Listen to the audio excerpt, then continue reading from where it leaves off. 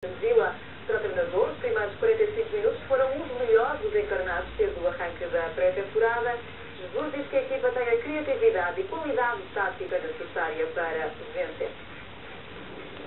45 minutos, tivemos uma hora, mas 45 minutos espetaculares.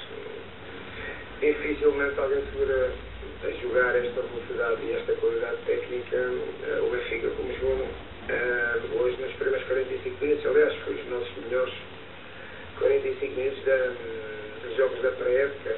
Tem sido dentro daquilo que temos vindo a fazer, jogo a jogo temos vindo a melhorar. Fizemos 8 golos em 2 jogos, que é muito importante. Mas mais importante que isso, penso que é a criatividade e a mobilidade tática que a equipa tem.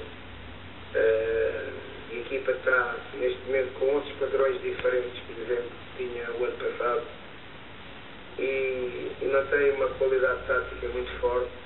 Os jogadores são muito inteligentes, portanto é fácil trabalhar.